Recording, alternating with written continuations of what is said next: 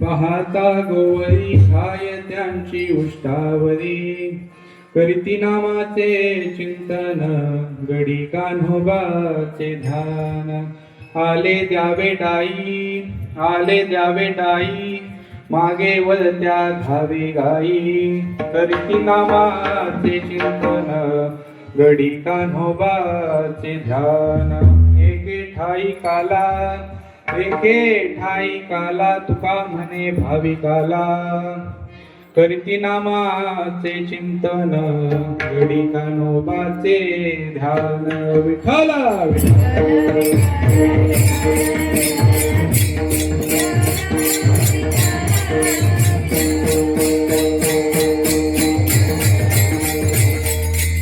पाहता गोवरी खाय त्यांची उष्टावरी, करीती नामाचे चिंतन गडी कान्होबाचे ध्यान. पांडुरंगा करू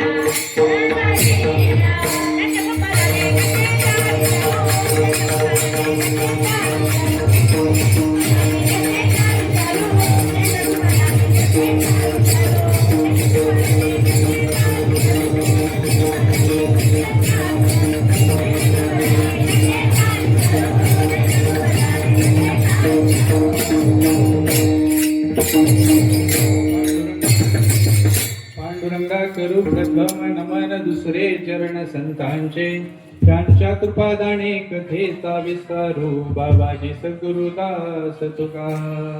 वक्रतुंड महाकाय सूर्यकोटि समप्रभ निर्विघ्नं कुरु मे देव सर्वकार्येषु सर्वदा गुरुर्ब्रह्मा गुरुर्विष्णु गुरुर्देवो महेश्वरा गुरुर्साक्षात् परब्रह्म तस्मै श्री गुरुवे नमः कैलास राणा शिवचंद्रमौली फुलेंद्र माता मुकुटी जलाली कारुण्य सिंधु भवदुःखहारी तुगवीन शंभो मदकोनकारी मनोजवं मारुततुल्यमेवं जितेन्द्रियं बुद्धिमतां वरिष्ठं वातात्मजं वानरेश्वरमितं श्रीरामदूतं शरणं प्रपद्ये। चले आओ जी पवन कुमार हमारी हरि की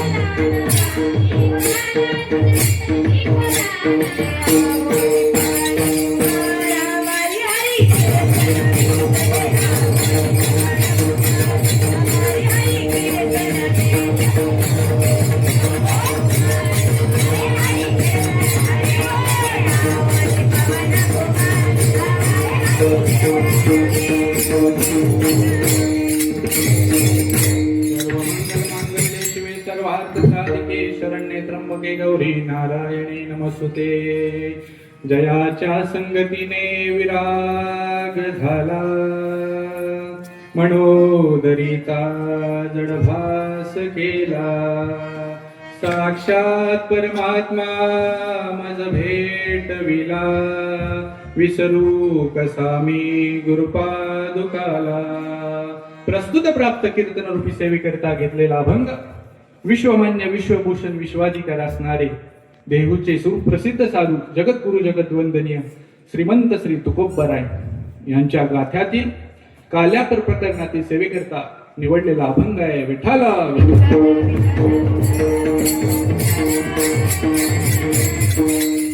अभंगाला सुरुवात करण्याआधी थोडासा परिहार। सालाबाद प्रमाणे सुरू असणाऱ्या श्री स्वामी समर्थ महाराजांच्या प्रकट दिन सोहळ्यानिमित्त सुरू असलेला हा नामयज्ञ आणि या नामयज्ञामध्ये या शेवटच्या कीर्तनाची आहुती टाकण्याची मला संधी मिळाली आणि अशी स्वामी समर्थ महाराजांनी आमच्या गोलक कुटुंबियाकडून सेवा करून घ्यावी ही स्वामी चरणी प्रार्थना करतो। आणि मी काही फार सुगरण नाही बरं का, पण बेचव मात्र नक्की होऊ देणार नाही विठ्ठला।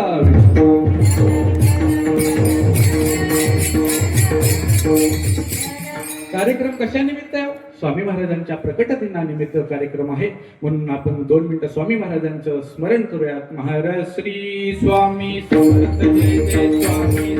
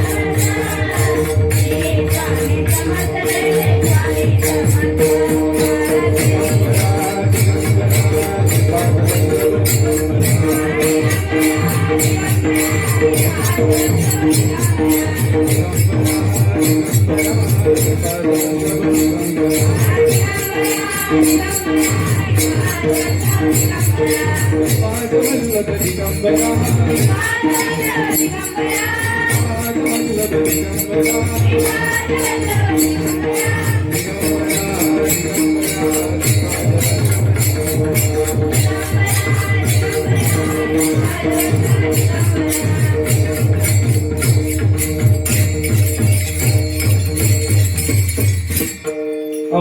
कोपर आहे, काय सांगता तो आपल्याला? पाहता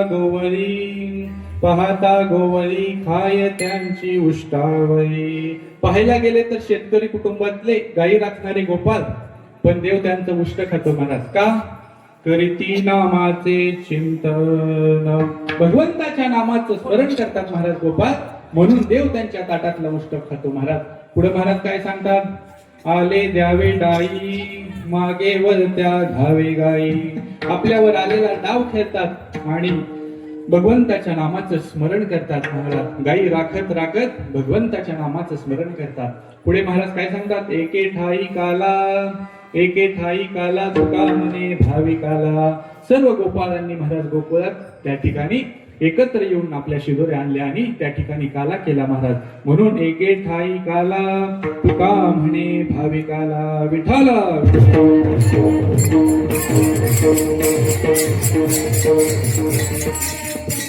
अभंगाला सुरुवात करण्याआधी थोडस आपण भक्तीविषयी चिंतन करूयात महाराज. भक्ती म्हणजे काय हो? भक्ती म्हणजे अज्ञानाकडून ज्ञानाकडे नेण्याचा मार्ग म्हणजे भक्ती आहे महाराज. भक्ती कोणासारखी असावी? भक्ती भक्त पुंडलिकासारखी असावी. साक्षात पांडुरंग परमात्मा त्या पुंडलिकास प्रसन्न होतो आणि पुंडलिकाला म्हणतो, पुंडलिका माग, तुला काय मागायचे येते. तेव्हा पुंडलिक म्हणतो, देवा मला मागायला सुद्धा वेळ नाही, आई वडिलांची मी सेवा करीत आहे. आणि तिथे वीट पडली, त्या विटेवरती जाऊन उभे राहा. तेव्हापासून झाले महाराज युगे 28 झाले, तो पांडुरंग परमात्मा त्या विटेवरती उभा आहे महाराज. भक्ती कोणासारखी असावी? भक्ती माझ्या हनुमंतरायासारखी असावी. साक्षात सीतामातेने हनुमंतरायाला नवरत्नाचा हार दिला. आपल्यासारख्यांनी काय केलं असतं? डायरेक्ट सोनाराच्या दुकानात नेला असता? नाही महाराज. पण हनुमंतरायांनी काय केलं? एक एक मणी फोडून पाहिला, यात माझा राम आहे का महाराज. हार तुला नवरत्नाचा जानकीन घातला, पाहिलेस फोडणी मोती राम कुठे आतला. हे उघडून आपली छाती दाविले प्रभू श्रीराम, एक मुखाने बोला बोला जय जय हनुमान.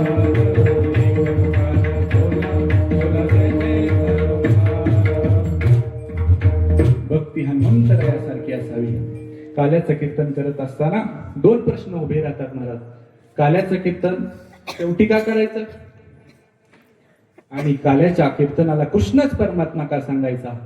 बाकीचे देव नाही आहेत का? राम आहे, हनुमान आहे, बाकीचे देव का सांगायचे नाही? कारण कृष्णासारखा परिपूर्णतम देव या जगात दुसरा कुठला नाही महाराज. काल्याचं कीर्तन का शेवटी सांगायचं? आपण एखादं बांधकाम केलं मंदिराचं, पाया भरतो, भिंती उभारतात, फरशी टाकली जाते, सुंदर असा कलर दिला जातो, वरती मंदिराला मंदिराला मूर्ती छान बसवली जाते. पण मंदिर केव्हा परिपूर्णतेला जातो? जेव्हा मंदिराला कळस बसवला जातो, त्यावेळेस मंदिर परिपूर्णतेला जातो. जसं कितीही रात्रीची कीर्तनं झाली तरी काल्याच्या कीर्तनाशिवाय सप्ताह हा परिपूर्णतेला जात नाही महाराज. विठ्ठल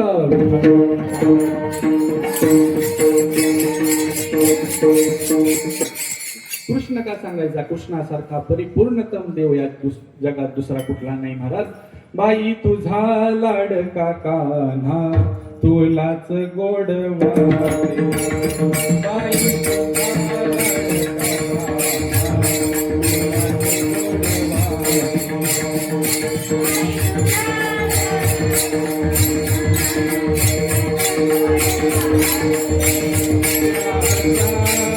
थोड्या किती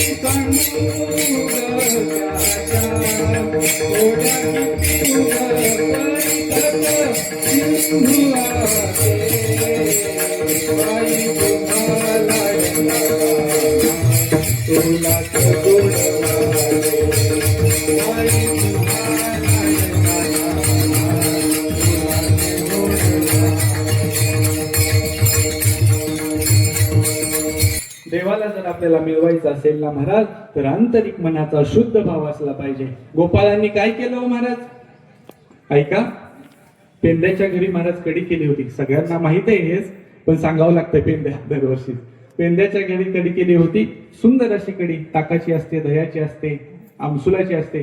सुंदर अशी कडीचा वास त्या पेंद्याला महाराज आला आणि पेंद्याने आईला जाऊन विचारलं, आई काय केलंय आज? आईने सांगितलं, अरे कडी केली, दे म्हणला मला कडी प्यायला. घेतली महाराज, कडी वाटीत घेतली आणि कडी तोंडाला लावली. आणि कडी तोंडाला लावल्याच्या नंतर महाराज पेंद्याच्या मनातला शुद्ध भाव हा जागा झाला. पेंद्याला वाटलं कडी तर फार सुंदर झाली गड्या. मला जर एवढी कडी आवडली असेल तर माझ्या कृष्ण परमात्म्याला किती कडी आवडेल. आता पेंद्याला माहित होतं आपल्या आईचा आणि कृष्णाचा 36 आकडा आहे, कडी तर देणार नाही. काय केलं महाराज, आईला घुमवायला सुरुवात केली. हे आई, काय कडी भारी झाली ग, किती तुझ्या हाताला सुंदर चव आहे. आई म्हणली, पेंड्या घुमवू नको, मी घुमवणाऱ्यातली बाई नाही. मग काय केलं, तू माझ्या कृष्णाला कडी देणार नाही ना, तर मला तर प्यायला देशील ना. ठीक आहे म्हणले, तुला काय प्यायची ती पे म्हणले. दिली महाराज, तांब्यात कडी प्यायला दिली. आणि पेंद्याने काय केलं, कडी प्यायला सुरुवात केली आणि गळ्याला लॉक टाकला महाराज, जेणेकरून कडी पोटात जाऊ नये. आणि तोंड पूर्ण फुगलं महाराज. तसंच तोंड पेंद्या कुठं गेला, नंद बाबाच्या घरी तसाच धावत सुटला. जो तो त्या पेंद्याला विचारू लागला, ए पेंद्या काय झालंय, तोंड का फुगलंय तुझं, गाल फुगे आली का. नाही, तसंच गेला महाराज. आणि गेल्याच्या नंतर पाठीमागे कृष्ण परमात्मा उभा होता. कृष्ण परमात्म्याच्या पाठीवर थाप मारली. कृष्णा, हे कृष्णा. त्याला आता बोलता येईना, कडी तोंडात आहे त्याच्यामुळे. आ करा तरी खुनवलं महाराज तोंडाने. आणि कृष्ण परमात्म्याच्या लक्षात आलं, पेंद्याने काय केलं, आपल्या तोंड कृष्ण परमात्म्याच्या तोंडाला लावलं. आणि आपल्या तोंडातली कडी कृष्ण परमात्म्याच्या तोंडात तशीच होती. म्हणून संतांना सुद्धा म्हणायला लागलं, खाय त्यांची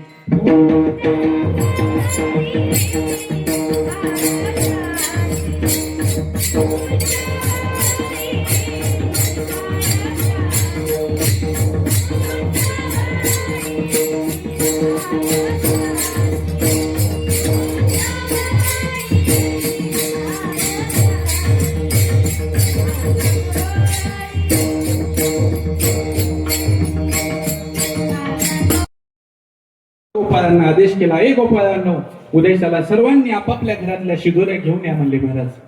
आता हा कांदिल्य ऋषीचा पुत्र जो मधुमंगेला आहे, त्याच्या घरी तर 4 दिवस अन्न शिजत नव्हतं महाराज.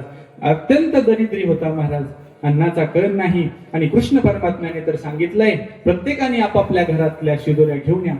मग काय केलं महाराज, आला महाराज घरी. कोण, मधुमंगल घरी आला. आईला म्हणला, ए आई, आपल्या घरी काय आहे का. आई म्हणली, अरे 4 दिवस झाले अन्नाचा कण सुद्धा नाही, पण 4 दिवसाचं शिळं ताक घरात आहे, दे म्हणला बघू. अरे पण ते विटलंय, त्याचा वास येतोय. दे म्हणला. असू दे, देवाने तर मला आदेश केलाय, सांगितलंय घेऊन या काहीतरी सर्व गोपाळांनी. देवाने आदेश केलाय म्हणल्याबरोबर ठीक आहे म्हणले, घेऊन जा. पण जात असताना त्या मधुमंगलला त्या ताकाचा वास येत होता. कसं न्यावं देवाला, चांगलं तर नेलं पाहिजे, देवाला आवडेल की नाही. म्हणून तसंच रडत एका झाडाखाली बसला महाराज. इकडे सर्व गोपाळ एकत्र आले. कृष्ण परमात्म्याने पाहिलं, वाकड्या आहे, पेंद्या आहे, सुदामा आहे, सगळे जण आहेत, पण आपला मधू दिसत नाही. म्हणून पेंद्याला कृष्ण परमात्म्याने विचारलं, ए पेंद्या, तो मधू का आला नाही रे. अहो देवा, तुम्ही तर सर्वांना शिदोऱ्या आणायला सांगितल्यात, पण त्या मधूकडे 4 दिवस झाले अन्नाचा कण सुद्धा शिजत नाही, तो कशाला आणेल महाराज. तुम्ही कशाला सांगितलं त्याला आणायला. कुठे म्हणे, चला दाखवा म्हणे. गेले म्हणे महाराज. गेले तर तो मधू एका झाडाखाली बसलेला होता, रडत होता महाराज. कृष्ण परमात्मा आला, का रे मधू, सर्व गोपाळ आलेत, सगळेजण आलेत आणि तू का आला नाही. नाही देवा, माझ्याकडे तुम्हाला देण्यासाठी काही नाही देवा, मग मी कसा येऊ तुमच्याकडे रिकाम्या हाताने. सांगितलं. अरे मग पाठीमागे काय लपवतोय. तर त्यांनी ते मडकं ताकाचं पाठीमागे लपून ठेवलं होतं. देव उत्तर म्हणले, अरे तू तर घेऊन आला. अहो देवा, ते शिळ ताक आहे, त्याचा वास येतोय, मिटलंय. देवाने त्याला आंतरिक मनाचा शुद्ध भाव पाहून कडकडून मिठी मारली महाराज. आणि मिठी मारल्याच्या नंतर ते ताक सगळं त्या मधूच्या अंगावर सांडलं. ताकाचे टिपके सगळे मधूच्या अंगावर पडले, त्याचा वास येत होता. पण देवाने काय केलं, ते अंगावरचं ताक चाटून पुसून खाल्लं महाराज. का, तर आंतरिक मनाचा शुद्ध भाव आहे. म्हणून अभंगाच्या महाराज पहिल्या चरणात महाराज सांगतात,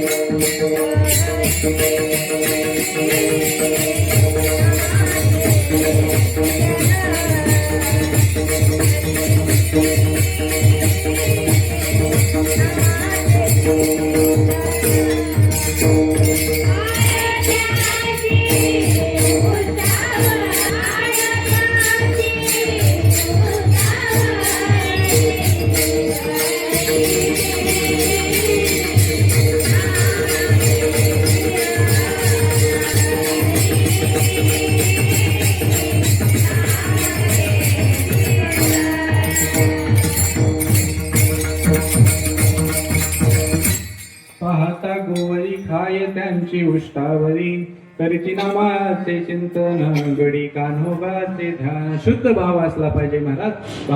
भावाशिवाय देव या जगात आपल्याला भेटत नाही. ऐका, तेर गोरोबा काकांचं गाव आहे महाराज.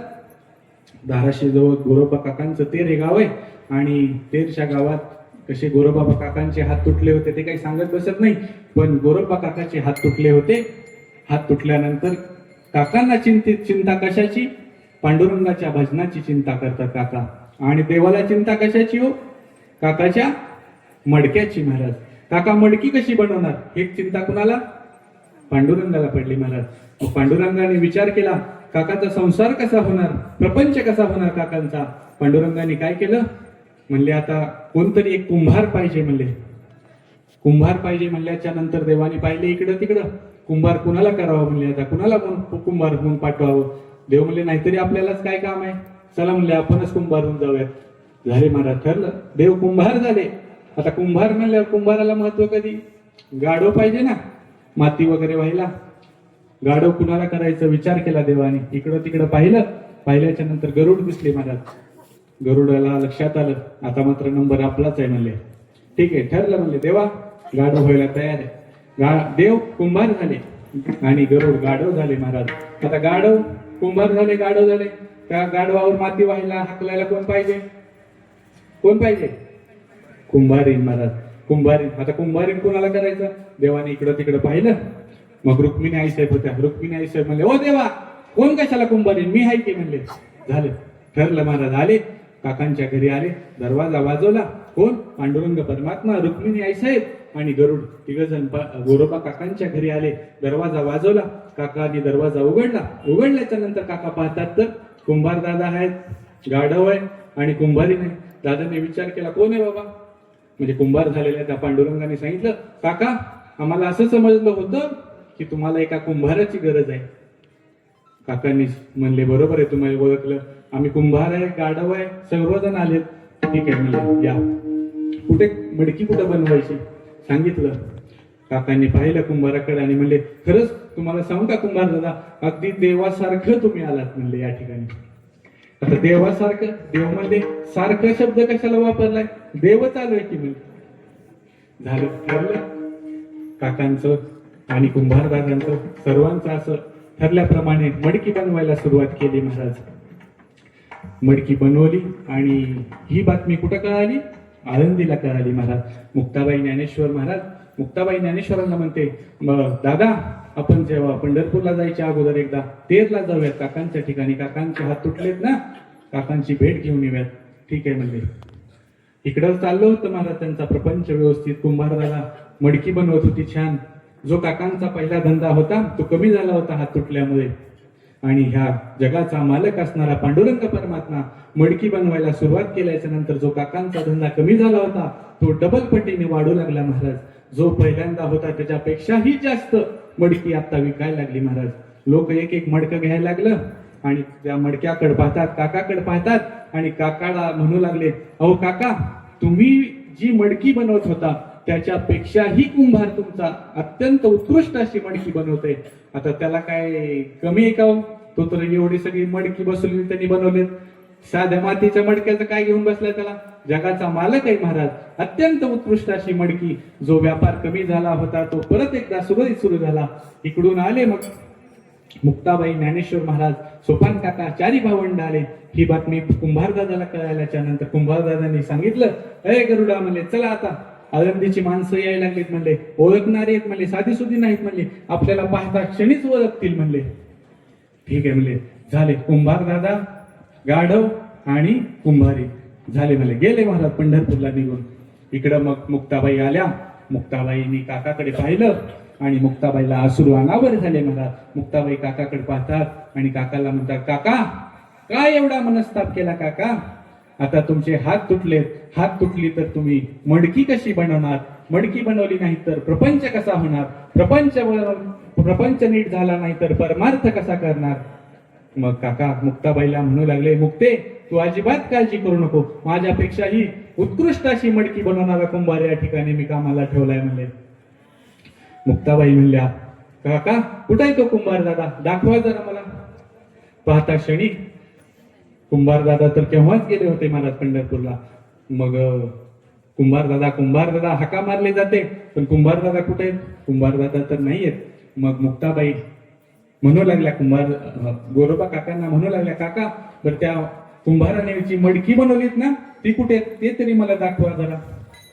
मग त्या ठिकाणी गोरोबा काका घेऊन जातात महाराज मडक्याच्या ठिकाणी.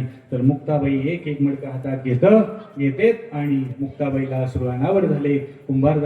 गोरोबा काकांना मुक्ताबाई म्हणू लागल्या, काका ही मडकी काही साधी सुधी नाहीये, कारण या प्रत्येक मडक्यावर शंख चक्र गदा ही पद्मचिन्ह उमटली होती महाराज. तुमच्याकडे जो काम करणारा कुंभार होता तो साधा सुद्धा कुंभार दादा नसून विटेवरचा मालक कुंभार म्हणून तुमच्या ही मडकी बनवली महाराज. का तर गोरोबा काकाचा शुद्ध भाव होता महाराज. विठ्ठला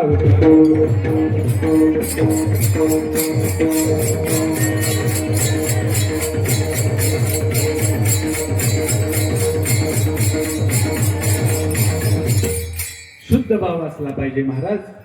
ऐका पुढे जाऊन, लोहगावला तुकोबरायांचं कीर्तन होतं महाराज. तुकोबरायांचे 14 मानाचे टाळकरी होते, त्यात रामेश्वर शास्त्री सुद्धा होते आणि तुकोबरायांच्या मृदुंग वाजकाचं नाव होतं महाराज सोनबा ठाकूर. सोनबा ठाकराचंच लोहगाव हे गाव होतं आणि त्या गावात तुकोबरायाचं कीर्तन होतं महाराज. तुकोबराय आले आणि आल्याच्या नंतर तुकोबरायाने विचारलं, सोनबा दिसत नाही. गावकऱ्यांनी सांगितलं, महाराज तो आजारी आहे महाराज, त्याचा अंग तापाने फणफणतय, तो आज कीर्तनाला वाजू शकणार नाही महाराज. बरं ठीक आहे म्हणले महाराज, जेव्हा कीर्तन संपेल ना सोनबाला निरोप द्या, मला त्याला भेटायचंय, मला त्याची विचारपूस करायची. कोण म्हणू लागले? तुकोबराय म्हणू लागले. महाराज कीर्तनाला सुरुवात झाली. कीर्तनाला सुरुवात झाल्याच्या नंतर रामकृष्ण हरी म्हणल्याच्या नंतर जी थाप तकवातावर पडली ती तुकोबरायांच्या ओळखीची वाटली महाराज. तुकोबरायांनी डोळे उघडून पाहिल्याच्या नंतर स्वतः सोनबा ठाकूर मृदुंग वाजवत होता महाराज. तुकोबरायांचं एक वैशिष्ट्य होतं, तुकोबराय जेव्हा कीर्तन सुरू करत होते तेव्हा डोळे झाकून कीर्तन करायचे, पण थाप ओळखीची वाटल्याच्या नंतर तुकोबरायांनी डोळे उघडले. कीर्तन छान झालं. कीर्तन झाल्याच्या नंतर नियम असा असतो की विनेकरांनी अगोदर महाराजांच्या पाया पडावं, 2 नंबरला मृदुंग वादकाने पाया पडावं. मृदुंग वादकाने म्हणजे सोनबा ठाकराने महाराजांच्या चरणावर नतमस्तक केलं आणि महाराजांनी कीर्तन छान वाजवलं म्हणून जी शाबासकीची थाप सोनबाच्या पाठीवर मारणार, तेवढ्यात ती थाप कुठं बसली महाराज? जमिनीवर पडली महाराज. सोनबा ठाकराच्या पाठीवर पडली नाही. महाराजांनी विचारलं, अरे जसा परमात्मा अंतर्धान होता तसा सोनबा अचानक कुठे गेला? एवढं छान कीर्तन वाजवलं, मला त्याची विचारपूस करायची होती, मला त्याच्याशी 2 गोष्टी बोलायच्या होत्या, पण सोनबा ठाकूर नव्हते महाराज. गावकऱ्यांना तुकोबराय म्हणू लागले, अरे सोनबा आता होता आणि त्याला काय माझा राग आला का काय? रामेश्वर शास्त्रींना सांगितलं, शास्त्री सोनबा ठाकराच्या घरी जावा आणि त्याला बोलवून आणा. शास्त्रींनी सांगितलं, ठीक आहे महाराज. शास्त्री सोनबा ठाकराच्या घरी गेले आणि गेल्याच्या नंतर दरवाजा वाजवला तर आत पुतण्या होता म्हणे. पुतण्याने दरवाजा उघडला आणि सोनबा ठाकराला रामेश्वर शास्त्री म्हणू लागले, अरे सोनबा किती छान कीर्तन वाजवलं, आम्ही नाचलो गायलो, सुंदर असा अभंग महाराजांनी घेतला होता आणि महाराजांनी 2 शब्द बोलायच्या अगोदरही तू निघून गेलास, काही राग आला का? नुसतं रामेश्वर शास्त्रींनी असं म्हणल्याच्या बरोबर सोनबा ठाकराच्या डोळ्यात आनंद, सोनबा ठाकराच्या डोळ्यात अश्रू व्हायला लागले महाराज. सोनबा ठाकूर म्हणले, शास्त्री माझं अंग तापाने फणफणतय, मी खाटेवरनं उठू शकत नाही आणि तुम्ही सांगताय मी कीर्तन वाजवलं? सोनबा ठाकराच्या डोळ्यात अश्रू व्हायला लागले. मग रामेश्वर शास्त्रींच्या लक्षात आलं. मग सोनबा ठाकूर म्हणले, शास्त्री मला इथे ठेवू नका, मला महाराजांच्या चरणावर घ्या, मला महाराजांना नमस्कार करायचा आहे, मी आज कीर्तन वाजवू शकलो नाही त्यांचं, म्हणून महाराजांना मला सांगायचंय, मला 2 गोष्टी बोलू द्या महाराजांबद्दल. रामेश्वर शास्त्रींच्या लक्षात आलं. रामेश्वर शास्त्रींनी सोनबा ठाकराला पाठीवर उचललं आणि जिथे महाराजांचं कीर्तन होतं तिथे घेऊन गेले महाराज. रामेश्वर शास्त्री सोनबा ठाकराला घेतल्याच्या नंतर सोनबा ठाकूर महाराजांच्या पायावर डोकं ठेवलं आणि अश्रूंचा बाण फुटला. महाराजांसमोर गेला आणि रडू लागला, महाराज काय पाप केलं असेल या सोनबा ठाकरानं? साक्षात तुकोबरायाचं कीर्तन या लोहगावात असून, माझ्या गावात असून सोनबा ठाकूर आज कीर्तन वाजवू शकला नाही. महाराज म्हणू लागले, अरे सोनबा किती छान कीर्तन वाजवलंस तू, आम्ही नाचलो गायलो. तेव्हा रामेश्वर शास्त्री समोर आले, महाराज आज तुमचं कीर्तन सोनबाई ठाकरांनी वाजवलं नाही तर सोनबाई ठाकराच्या ऐवजी पंढरीचा मालक पांडुरंग परमात्मा तुमच्या कीर्तनाला येऊन तुमचं कीर्तन वाजवलंय महाराज. काय भाव असेल हो त्याचा. सोनबाई ठाकराला अश्रू अनावर झाले. सोनबाई ठाकूर रडायला लागले महाराज. तेव्हा रामेश्वर शास्त्री म्हणले, शास्त्री रामेश्वर शास्त्री तुकोबरायला सांगू लागले, तुकोबराय आम्ही देहूकर तुकोबरायचं आज कीर्तन ऐकलं नाही. जगाचा मालक या ठिकाणी येऊन माझं तुमचं कीर्तन वाजवलंय. तेव्हा तुकोबरायांना देखील अश्रू अनावर झाले. तुकोबराय म्हणू लागले, रामेश्वर शास्त्री तो आला, माझं कीर्तन वाजवलं, गायला वाजवलं, त्यात काही नवल नाही महाराज, कारण त्याचं ते आवडीचं छंद आहे. वाजवणं, भजन वाजवणं, कीर्तन वाजवणं, मृदुंग वाजवणं त्याचा आवडीचा छंद आहे. पण तो आज या ठिकाणी आला आणि माझ्या पायावर मस्तक ठेवलं महाराज त्यांनी. म्हणून तुकोबराय रडू लागले, अरे रामेश्वर शास्त्री आतापर्यंतच्या आमच्या पिढ्या पांडुरंगाच्या चरणावर नतमस्तक ठेवण्याकरता गेल्या होत्या, पण तो जगाचा मालक या ठिकाणी आला आणि माझ्या चरणावर मस्तक ठेवलं, हे कुठं फेडू पाप नाही. तुकोबराय म्हणू लागले महाराज. तेव्हा रामेश्वर शास्त्री म्हणू लागले, तुकाराम महाराज तुम्हाला आता आम्हाला आरती करू द्या म्हणजे तुमची. तुम्ही साक्षात पांडुरंगाचं कीर्तनाला वाजवलाय, तुमचा अधिकार फार मोठा आहे आणि तुम्हाला तुमची आम्हाला आरती करू द्या. तुकिता तुलने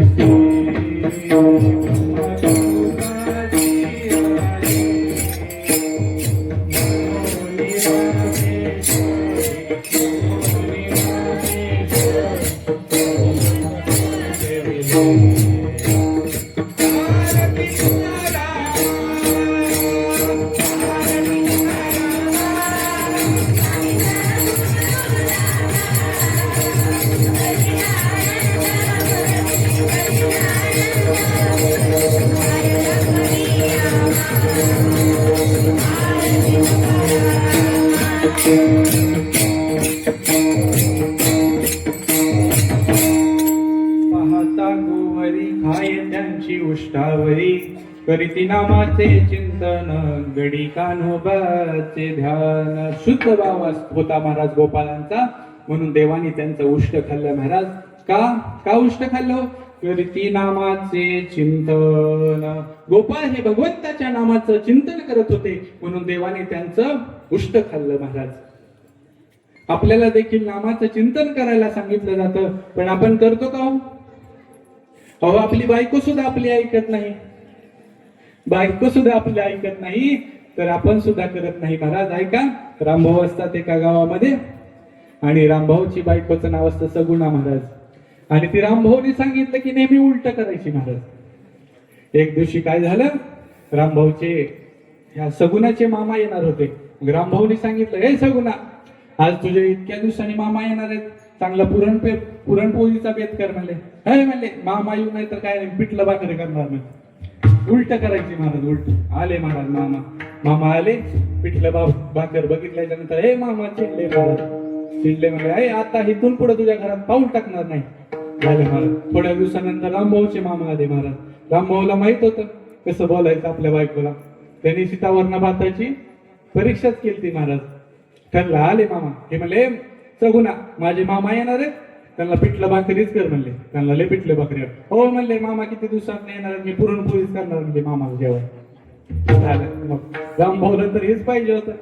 झालं पुरणपोळीचा बेत केला, मामा जेवले, खुश होऊन गेले. काही दिवसाने महाराज असाच गावामध्ये सप्ताह होता. सप्ताह बसला होता. रामभाऊने ओळखलं, म्हणले बायको आपली मुद्दाम करणार म्हणले. हे म्हणले वारकरी जेवायला येणार म्हणले, पंगत द्यायची आपल्याला, काहीतरी त्यांना साधं सुद्धा जेवण करा म्हणले, वारकऱ्यांना साधंच आवडतं नाहीतरी. हे म्हणले वारकरी एवढं गावात सप्ताह बसलाय म्हणले, चांगलं पंचपक्वान्नाचं जेवण करणार म्हणले. झालं म्हणजे वारकरी जेवायला आले. जेवायला ताट वाढले. आपले पाटील महाराज ते महाराज होते. महाराजांनी पाहिलं, म्हणले रामभाऊ काकूचा स्वभाव जोरात आहे म्हणले. रामभाऊनी म्हणले महाराज तुम्हाला ही कशी म्हणले बघायचं का? हवा म्हणले दाखवतो. ती चांगली सरळ पत्रवळ्या वाढत होती बरं का. रामभाऊने मुद्दा म्हणलं, हे सगुणा जरा व्यवस्थित पत्रवळ्या वाढ. ती महाराजच्या अंगावरच पत्रवळ्या फेकायला उलट करायची महाराज, उलट करायची. झालं कसं बसं महाराजांनी जेवण केलं, गेले महाराज. आणि एकदा शेतातनं येताना एवढा जोरात पाऊस सुरू झाला. पाऊस सुरू झाल्यानंतर सगळे गावकरी घरी गेले. नदी ओलांडून जायची होती महाराज, आणि त्यांच्याकडे होते 2 बैल घेतल्याच्या नंतर ह्याला आता पाऊस पडत होता, लक्षातच आलं नाही बायकोला उलट बोलायचं असते ती काय म्हणला, चांगल्या भावने म्हणला. आणि त्यात एक होतं बैलाची शेपूट लांब आणि दुसऱ्याची होती आखूड. ही सरळ म्हणायला गेला, सगुना तू लांब असलेल्या बैलाची शेपटी पकड, मी आखूड असलेल्या बैलाची शेपटी पकड. हे म्हणले मला काय कमकोत समजले का, आमच्या घरी बैलाच्या जोड्या होत्या म्हणले. धरले म्हणले महाराज. कुठल्या? अर्ध्या बैलाच्या शेपटीची पकडली शेपटी, निघाले महाराज. पाणी गळ्यापर्यंत आलं की मला ए सगुना जोरात पकड, घट्ट पकड, पाणी वाढायला लागले नाहीतर वाहून जाशील. हे म्हणले मला काय कमी समजणार काय म्हणले, हे ढिलं सोडणार नाही. अगं ढिलं सोडलंय तर सोडलंय पण सोडू नको. हे म्हणले सोडलं. काय म्हणता महाराज, गेली ना वाहून. दुसऱ्या दिवशी रामभाऊ सकाळ सकाळ हुडकायला लागले. पाणी वाहत होतो या दिशेला, रामभाऊ चालले त्या दिशेला. गावकर म्हणले ओ रामभाऊ कुठे झालात म्हणले, इकडे पाणी तर इकडे वर. अहो म्हणले माझी बायको वाहून गेली म्हणले. अहो पण पाणी इकडे वाहतंय, इकडे गेली असं तिकडे का, तुम्हाला माहित नाही म्हणले माझी बायको नेहमी उलट करते, ती नक्कीच या दिशेला वाहून गेली असं. तसं भगवंताचं नाम घेतलं सांगतात महाराज, पण आपण ऐकतो का नाही. विठ्ठला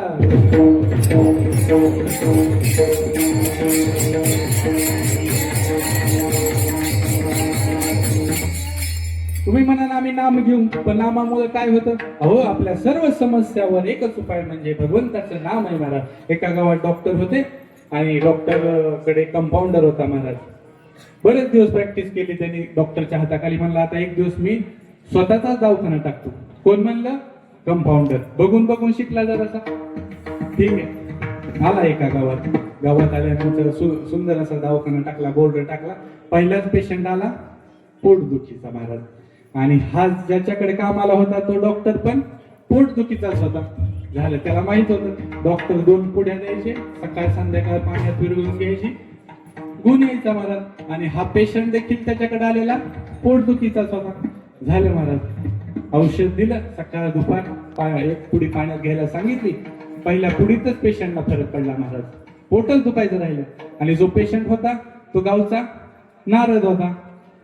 झालं महाराज, जाहिरात सुरू झाली. हे गावात लय भारी डॉक्टर आलेत म्हणले, एका पुडीतच गुण येतोय. ठरलं महाराज, गुण यायला लागला, पेशंट यायला लागले, सगळ्या गावात जाहिरात झाली. आणि तो त्या नारदाला एक कुंभार दिसले जाताना, आणि त्या कुंभाराला टेन्शन मध्ये होते. ते नारद म्हणला त्याला, का हो कुंभार दादा एवढे टेन्शन मध्ये दिसताय? काय नाही म्हणले, माझं गाढव जरा हरवलंय हो. चला म्हणले गावात लय भारी डॉक्टर आलेत म्हणले, एका पुडीतच गुण येते. आता ह्या गाढवाचा आणि पुडीचा काय संबंध आहे का? कुंभार दादा वैतागले होते. जाऊ द्या म्हणले, सगळे प्रयत्न केले, एक तरी प्रयत्न करूयात म्हणले. आले मला डॉक्टरांकडे. डॉक्टरने मागचा पुढचा विचार केला नाही, एक पुडी घ्या, संपला विषय. झालं म्हणलं, औषधाचे पुड्या करून दिल्या. हे कुंभार दादाला साईड इफेक्ट औषधाचं झालं, जी जुलाब सुरू झाले. कुंभार दादा गेलो टाकी पळ डोंगरावर. जुलाबाने हैराण झाले महाराज कुंभार दादा म्हणले आता बाद झालं, डोंगर खाली वरी करून वैताग आला म्हणले, आता डोंगरावरच जाऊन बसतो म्हणले. 4 दिवस झाले जुलाब काही थांबला. बसल्याच्या नंतर चरत महाराज गाढव स्वतःहून आलं. कुंभार दादा म्हणले, डॉक्टरच्या औषधाचा झाला त्रास, गुण मात्र हमखास आला. झालं, गावात जाहिरात झाली. इकडं गावात राजा राणीला बघत नव्हता महाराज. राणी फार टेन्शन आली. दासी म्हणली, राणी साहेब तुम्ही काळजीच करू नका म्हणले, गावात लय भारी डॉक्टर आले, एका पुढीतच गुन्हा येतोय म्हणले. राणी म्हणली, आता मरायचं तर औषध घेऊन तर मरू. आले डॉक्टरकडे. डॉक्टरने मागं पुढे बघितलं नाही, एक पुडी दिली. राणी साहेब एक पुडी घ्या, तुम्हाला फरक पडून जाईल म्हणून राणी साहेबाला सांगितलं. राणी साहेबांनी पुडी घेतली. घेतल्याच्या नंतर जी राणीला जुलाब सुरू झाले, राणी मरायला टेकली. ही बातमी राजाला समजली. राजाला समजल्याच्या नंतर गावकरी चर्चा करू लागले, हे राजा राणीला बघत नाही. राजाच्या लक्षात आलं. राजाने मान सन्मानानं घेऊन आले राणीला. राणी साहेब म्हणल्या, डॉक्टरच्या औषधाचा झाला त्रास, पण गुण मात्र हमखास आला बाबा. झालं, डॉक्टरचा त्रास झाला पण गुण आला. राणी साहेबाचं राज्य चाललं होतं व्यवस्थित. आणि इकडं राजाला परकीय आक्रमण झालं. परकीय सैन्य धावून आल्याच्या नंतर राजा आला टेन्शन मध्ये. परकीय सैन्य होतं 4 पट आणि राजाचं होतं 2 पट. राणी साहेब म्हणले, ओ राजे साहेब अजिबात काळजी करू नका म्हणले, गावात एक लय भारी डॉक्टर आहे, सगळ्या समस्यावर त्यांच्याकडे औषध आहे म्हणले. आले महाराज, राजा राणी कुठं आले? डॉक्टराकडे आले. डॉक्टर म्हणले किती सैन्य आहे? ते म्हणले 2000. म्हणले 4000 पुड्या बांधाव्या लागतील म्हणजे. औषध आहे पण पुड्या बांधल्या पाहिजे. ठीक आहे महाराज. घेतलं सैन्याने, पुड्या बांधायला घेतलं. प्रत्येकाला एक एक पुडी दिली. सकाळ संध्याकाळ पुडी घ्या, फरक पडेल. पुडी घेतल्याच्या नंतर जी सैन्याला जुलाब सुरू झाले, गेलो टाकी पळ नदीवर, गेलो टाकी पळ नदीवर. सगळं सैन्य हातातले भाले तलवारी टाकल्या आणि नदीकडे पळू लागले महाराज. आणि पलीकड, नदीच्या पलीकड दुसऱ्या राजाचं सैन्य होतं. त्यांनी पाहिलं एकाही सैन्याच्या हातात तलवारी भाले दिसत नाहीत. म्हणले सगळ्यांच्या हातात लोटाच दिसतात. काय भानगडे? म्हणले ह्या गावावर नक्कीच साथीचा आजार आला असेल म्हणले. त्यांनी काय केले, आपण जर सैन्य तिथं गेलो आणि त्या रोगाची जर लागण आपल्याला झाली तर आपलंही सैन्य मरून जाईल म्हणले. त्यांनी बी पळून गेले महाराज. भाले तलवारी टाकल्या, गेले महाराज पळून. राजेसाहेब म्हणले डॉक्टरच्या औषधाचा झाला त्रास पण गुण मात्र हमखास आला. आता औषध किती आहे हो? एकच आहे का नाही? पण समस्या किती आहेत? अनेक आहेत. तसं भगवंताचं नाम एक आहे, आपल्या समस्या अनेक आहेत. विठाला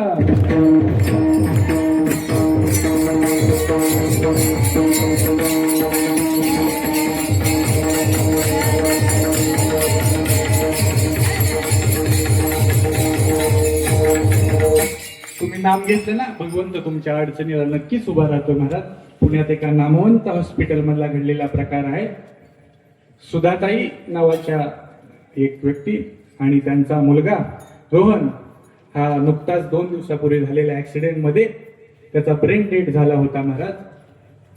देसाई डॉक्टर बाहेर आले आणि सुधाताईला सांगू लागले, ताई तुम्ही सर्व तुमच्या पाहुणे रावण्यांना कळवा, कारण तुमचा मुलगा हा 2 ते 3 दिवस त्या ठिकाणी राहू शकणार आहे, कारण त्याचा ब्रेन डेड झालाय असं डॉक्टरांनी घोषित केलं महाराज. डॉक्टर बाहेर आले आणि त्या सुधाताईंना सांगितलं तुमचा मुलगा हा 2-3 दिवसाचा सोबती आहे. सांगितल्याच्या नंतर ताई महाराज, एखाद्या आईने हंबरडा फोडला असता पण ताई निशब्द होत्या महाराज, कारण त्यांच्या मनात स्वामींबद्दल दिव्य अशी श्रद्धा होती महाराज. ताईंच्या मनात ताईंनी मागचा पुढचा विचार केला नाही. आपल्या पर्स मधल्या स्वामींचा फोटो काढला, विभूती काढली आणि निशंक होई रे म्हणा, निर्भय होई रे म्हणा, प्रचंड स्वामी पाठीशी रे, नित्य आहे रे म्हणा. तारक मंत्र म्हणायला सुरुवात केली महाराज. स्वामींचं नामस्मरण करायला सुरुवात केली ताईंनी. आणि देसाई डॉक्टरनी तर सांगितलं तुमचा मुलगा हा काही तासाकरता आता या ठिकाणी या दुनियात असणार आहे. ताईंचा नामस्मरण चालू होतं आणि पहाटेच्या 3च्या दरम्यान आतमधून हॉस्पिटलच्या आयसीयू मधून सायरन वाजायला लागला महाराज. पेशंट हा आवाक्या बाहेर चालला होता. मृत्यू त्याला काही क्षणात गाठणार होता. देसाई डॉक्टर आणि नर्स परत धावत त्या केबिन मध्ये गेले महाराज. गेल्याच्या नंतर त्यांनी पाहिलं ब्रेन तर डेडच झाला होता, पण हृदय देखील त्या रोहनचं बंद पडत होतं महाराज. डॉक्टरांनी शॉक द्यायला सुरुवात केली. शॉक दिला पण शरीर नुसतं उडत होतं महाराज, पण रोहन काही जिवंत झाला नाही. ताईंना इकडे नामस्मरण करत असताना अस्वस्थ वाटू लागलं. ताईंनी मागचा पुढचा विचार केला नाही. आपल्या हातातली भस्माची पुडी घेतली आणि धावत त्या आयसीयू मध्ये गेल्या महाराज. गेल्याच्या नंतर सर्वजण त्यांना ओरडायला लागले, ओ मावशी का आतमध्ये चाललात तुम्ही? आतमध्ये जायला परवानगी नाही. ताईंनी मागचा पुढचा विचार केला नाही. डायरेक्ट आतमध्ये गेल्या आणि आपल्या हातातली विभूती त्यांच्या मुलाला लावली कपाळाला आणि सांगितलं, रोहन उठ, स्वामी तुला बोलवायला लागले. असं बोलवल्याच्या नंतर मशीनला लाईन, व्हेंटिलेटरवरची लाईन फ्लॅट झाली होती. डॉक्टरांनी सांगितलं, ताई याचा काहीही उपयोग नाही, तुमचा मुलगा या जगात राहिला नाही. डॉक्टरांनी सांगितल्याबरोबर डॉक्टर मशीन बंद करायला गेले आणि ताईंनी जेव्हा मोठ्याने आवाज दिला, रोहन उठ, स्वामी तुला न्यायला आले, असं म्हणल्याबरोबर डॉक्टर बंद करत असलेली मशीनवरती एक एक लाईन सुरू झाली. बीप बीप आवाज त्या व्हेंटिलेटर मशीन मधून यायला लागला. डॉक्टर सगळ्या हादरले. विज्ञानापुढे ह्या गोष्टी अशक्य आहेत. सुधाताईंनी सांगितलं जिथं विज्ञान संपत तिथं माझ्या स्वामींचं अध्यात्म सुरू होतं. सुधाताईंना महाराजांची प्रचिती आली. डॉक्टर हे फार चिंतेत होते.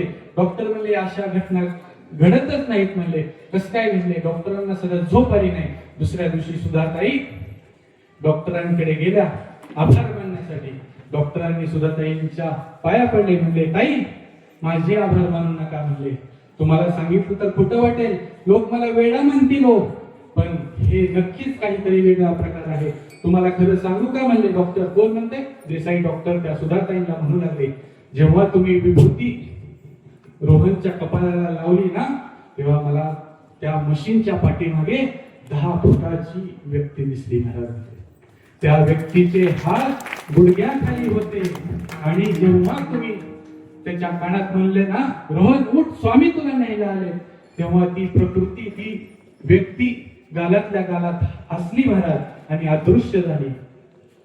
देसाई डॉक्टर म्हणले काय असेल पण तुमची स्वामी भक्ती नक्कीच श्रेष्ठ आहे. आणि त्या ठिकाणी त्या दिवशी त्या हॉस्पिटलमध्ये एक दाखवून दिलं होतं, तुमचा श्वास हा व्हेंटिलेटर दाखवतो. तुमचा श्वास व्हेंटिलेटर चालू शकतो, पण गेलेला श्वास परत आणण्याची ताकद या फक्त स्वामी नामात आहे महाराज. विठ्ठल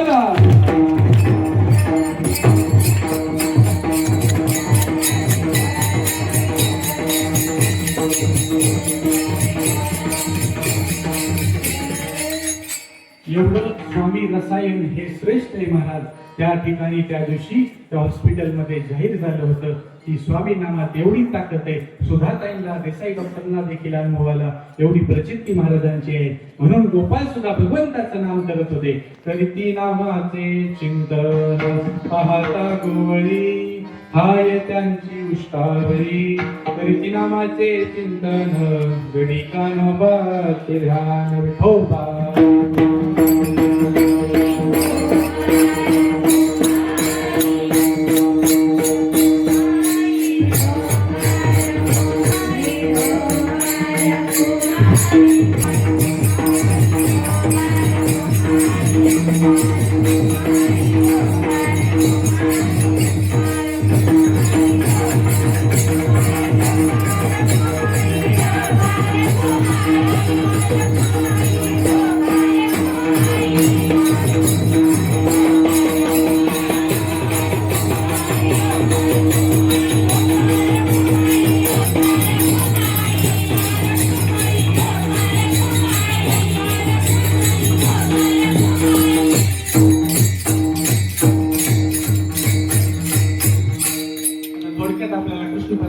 चरित्र या ठिकाणी ऐकायचे महाराज. वेळ होऊन चाललेले आहे.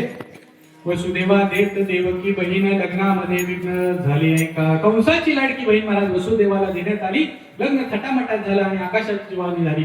आकाशाची वाणी सांगेल सकल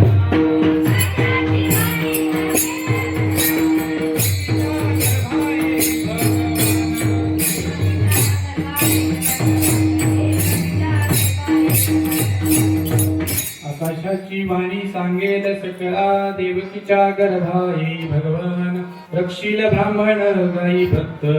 देवकीच्या गर्भाई भगवान. आकाशाची वाणी झाली, हे कंसा ज्या बहिणीची तू मिरवणूक काढतो ना रे, तिच्या पोटी येणारा पुत्र 8वा पुत्र तुला मारणार आहे.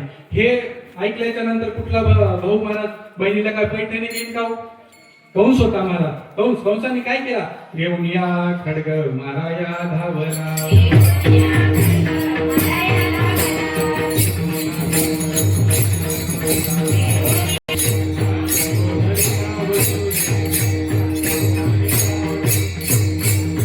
वसुदेवाने वरच्यावरी हात धरला महाराज. एक कंसा आतापर्यंत तुझी बहीण होती, आता माझी पत्नी आहे महाराज. तुला आमच्या मुलांमुळे तुला धोका आहे ना, तर आम्हाला कारागृहात ठेव. झालं महाराज. वसुदेवाला आणि देवकी मातेला कारागृहात ठेवण्यात आलं. पहिला पुत्र झाला, दुसरा झाला, तिसरा झाला, चौथा झाला, 5वा झाला, 6वा झाला. साही मारी दुराचारी. 7वा पुत्र योगमायेने गेला. आता 8व्याची तयारी सुरू झाली महाराज. काय देवकी माता सुंदर दिसत होती हो. देवकीचे तेज दिसे जैसा सूर्य.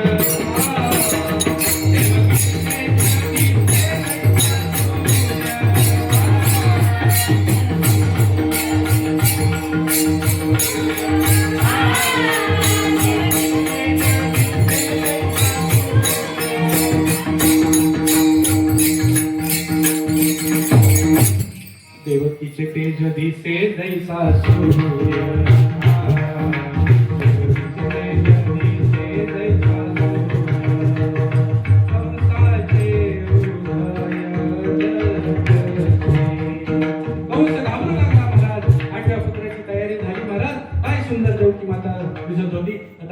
भगवान परमात्मा या ठिकाणी अवतीर्ण होणार आहे. तरी 2 मिनिटं भगवंताचं स्मरण करा. गोपाला गोपाला देवकी नंदन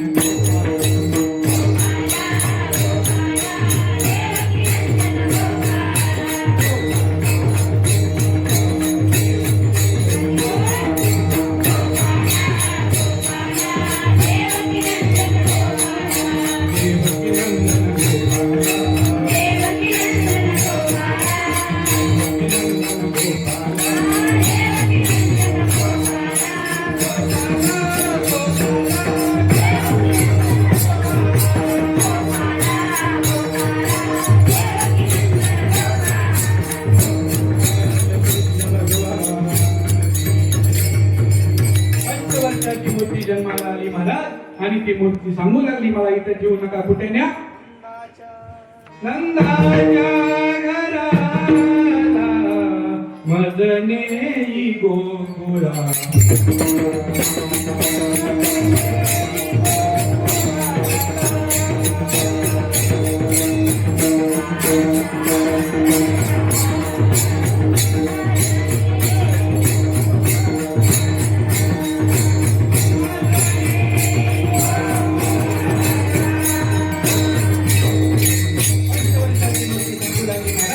मला इथं ठेवू नका कुठं न्या नंदाच्या घराला घेऊन जावा असं सांगू लागली.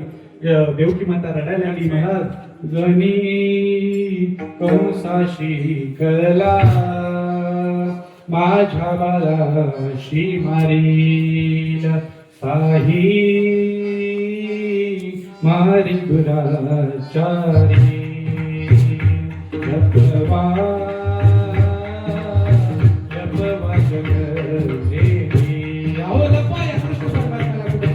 लपवा महाराज. आणि कृष्ण परमात्मा या ठिकाणी कंसाला जर कळले तर माझ्या बाळाला मारून टाकेल महाराज. झालं. देवकी माता रडू लागली. देव सांगू लागले तुम्ही म्हणाल ते रक्षपाल तेने म्या मोहिले सकळ घेतलं मला सुपामध्ये कृष्ण परमात्म्याला घेतलं. वसुदेव निघाले महाराज. यमुना नदीला पूर आला होता आणि कृष्ण परमात्म्याचा चरण स्पर्श यमुनेला झाल्यावर दुभंगली यमुना माई. इकडं यशोदेच्या ठिकाणी मुलगी झाली होती. कृष्ण परमात्म्याला त्या ठिकाणी ठेवलं. तिथली मुलगी उचलली. कंसाकडे कळालं. कंसा इकडे कळालं. 8वा आला. 8वा नव्हता ती 8वी होती महाराज. तिने सांगितलं तुझा लागी वधी उपजला मज आधी कृष्ण गोकुळी जन्म. इकडं गोकुळामध्ये एक सकाळी झाडोत्तोड करत असताना तिला यशोदेच्या ठिकाणी कृष्ण परमात्मा दिसला आणि त्यांनी पाहिल्याच्या नंतर सगळ्या गावात चांगलं सुटले महाराज.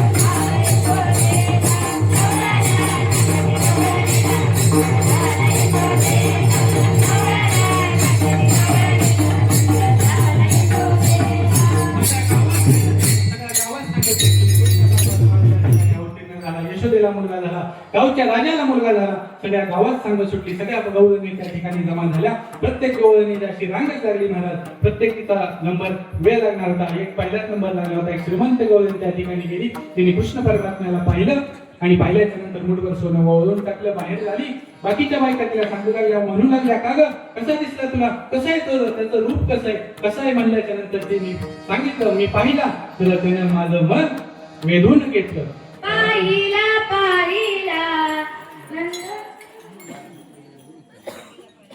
पाहिला खरं माझं मन त्या ठिकाणी वेधून घेतलं.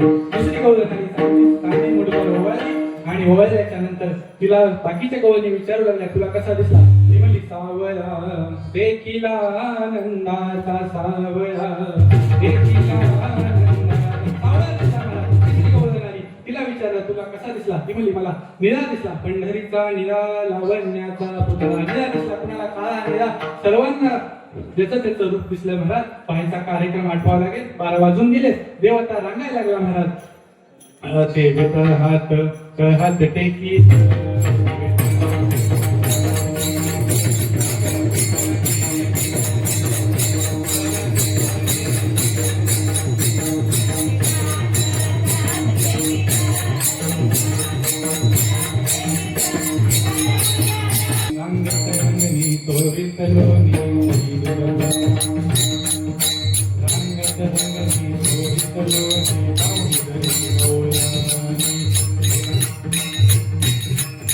पांडित करणी देसिगारानी पांडित करणी देसिगारा लचोदी साज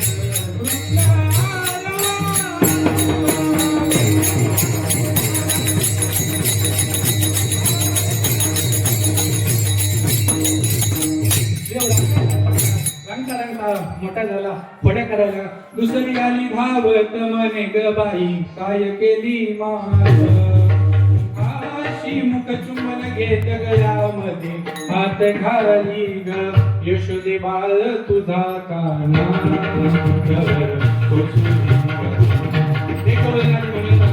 अवरी अवरिया फुला काना नाशियेला मुच्या सुना येतो आमुचे घरासी.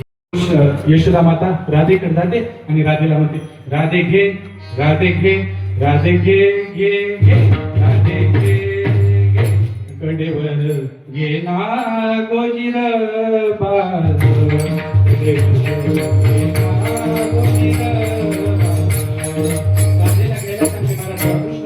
शांत होतो.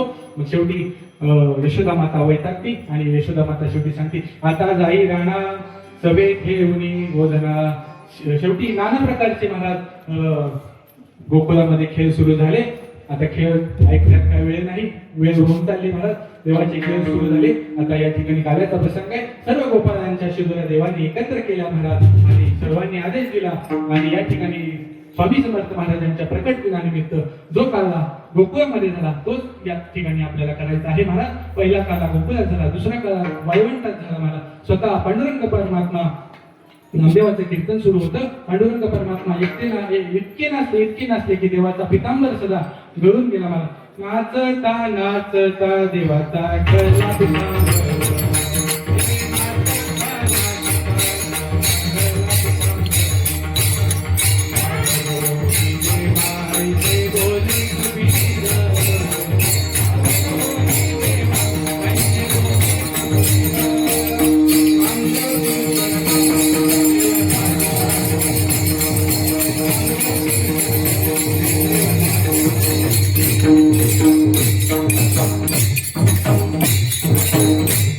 नाचता नाचता देवाचा गळा पितांबर. सावध होई देवा ऐसे बोले कबीर, सावध होई देवा ऐसे बोले कबीर. नामदेव कीर्तन करी पुढे देवाचे पांडुरंग. देव इतके तल्लीन झाले महाराज. नाचता नाचता देवाचा गळा पितांबर. आता या ठिकाणी आपल्याला काल्याचा प्रसंग घ्यायचा आहे आणि या ठिकाणी सर्व स्वामी भक्तांनी 2 मिनिटं स्वामींचं नामस्मरण करायचं आहे आणि 2 मिनिटं सत्कार होतील आणि त्यानंतर दहीहंडीचा कार्यक्रम होईल आणि महाप्रसाद होईल महाराज.